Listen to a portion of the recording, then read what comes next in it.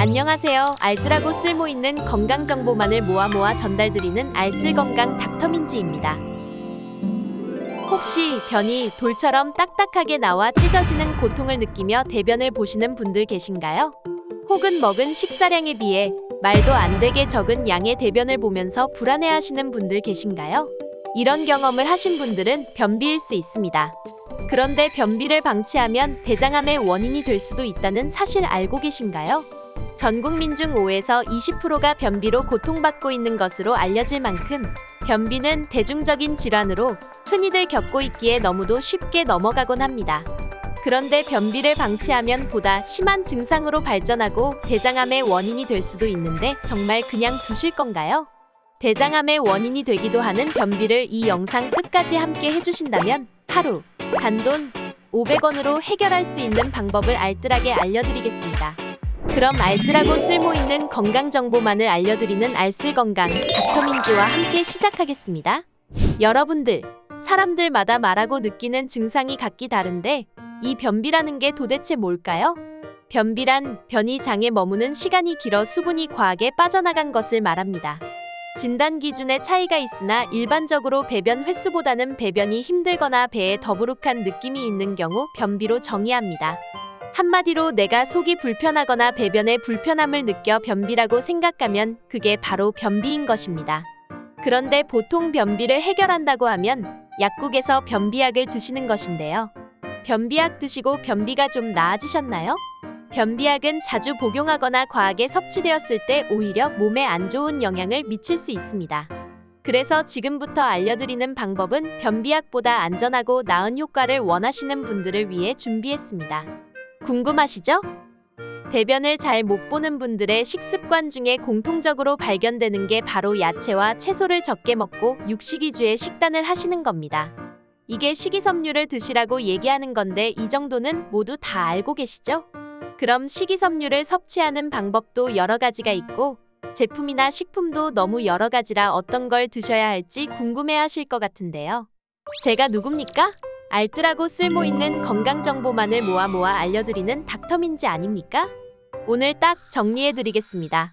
지금부터는 정말 중요한 내용이니 딱 3분만 집중해서 시청 부탁드립니다. 식이섬유를 섭취하는 건 변비를 해결하는 가장 정석적인 방법입니다. 변비는 변에서 수분이 과하게 빠져나가 단단해진 변이 배출이 안 되어 발생하는 것이라 앞서 말씀드렸습니다. 그런데 단순히 물을 많이 먹는 것으로는 부족합니다. 왜냐하면 수분이 대장에 도달하기 전에 신장으로 흡수돼 소변으로 빠져나가는 양이 압도적으로 많기 때문입니다. 한마디로 대장까지 수분을 전달하기 쉽지 않아 변비가 발생하는 경우가 많은데 식이섬유는 소변으로 갈 수분을 흡수해서 대장으로 보내줄 뿐만 아니라 대변이 대장을 통과하는 시간도 단축시켜 변비를 개선시킵니다. 그리고 변비에 좋다 하는 식이섬유가 풍부한 음식과 영양제는 많지만 사람마다 체질이 다르기 때문에 어떤 식이섬유가 변비에 도움이 되는지도 다릅니다. 그래서 절대 한 방에 해결하려고 해서는 안 됩니다. 식이섬유 중에는 내 몸을 맞지 않아 장을 불편하게 만들면서 설사를 유발해 강제로 변을 보게 만드는 것들도 있습니다. 이렇게라도 변을 보는데 성공하신다면 일시적으로 효과가 있다고 느낄 수도 있겠지만 이런 일이 반복되면 장에 지속적으로 자극을 줘 장기적으로는 장의 기능이 점점 떨어지게 합니다. 그래서 식이섬유를 처음 드실 때는 욕심내지 말고 적은 양으로 시작하셔야 하는데요. 식이섬유는 장내에 들어간 후 효소나 미생물에 의해 쉽게 소화되지 않아 소화기관 내에 오래 머물며 변의 부피를 늘려 배출을 쉽게 만들어줍니다. 그런데 이렇게 쉽게 소화되지 않는 성질 때문에 장의 불편감을 불러올 수도 있습니다. 장에서 소화되지 않은 식이섬유는 장 운동을 방해해서 장의 경련을 일으킬 수도 있는데요. 이런 부작용은 변비보다도 더 괴로울 수도 있으므로 한 번에 해결하려 하지 마시고 식이섬유는 처음에는 소량으로 끼니마다 나눠서 적당히 섭취하시는 것이 좋습니다. 그럼 수많은 식이섬유 중에 변비약보다 효과가 좋다고 증명된 식이섬유 딱 알려드릴게요. 바로 차전자피 식이섬유입니다. 차전자피 식이섬유는 다른 변비약들과는 달리 몸에 흡수되는 것이 아니라 생리 현상과 가장 비슷하게 배변을 촉진하여 병원에서도 변비 환자들에게 1차 약물로 추천됩니다. 또한 차전자피는 약물의 형태가 아니라 기능성 제품의 원료로 사용되기도 합니다. 차전자피는 질경이의 씨앗과 껍질이라서 직접 씹어서 드시긴 힘들기 때문에 보통은 가루로 빻아서 보조제로 나옵니다. 그리고 차전자피 역시 식이섬유이기 때문에 드실 때는 평소보다 물을 더 많이 마셔주셔야 합니다. 차전자피에 들어있는 식이섬유 중에는 변의 단단함을 줄여주는 종류의 식이섬유도 들어있기 때문에 단단한 변에 의한 항문 열상도 줄여주어 변비인들에게 흔하게 생기는 치질의 개선에도 효과가 있습니다. 식이섬유는 음식으로 자연스럽게 섭취하는 것이 가장 좋지만 사실 이게 그렇게 쉽지가 않은 것도 사실입니다. 그러므로 음식으로 충분한 식이섬유를 섭취하기 힘든 분들이라면 차전자피라도 드실 것을 권유드립니다.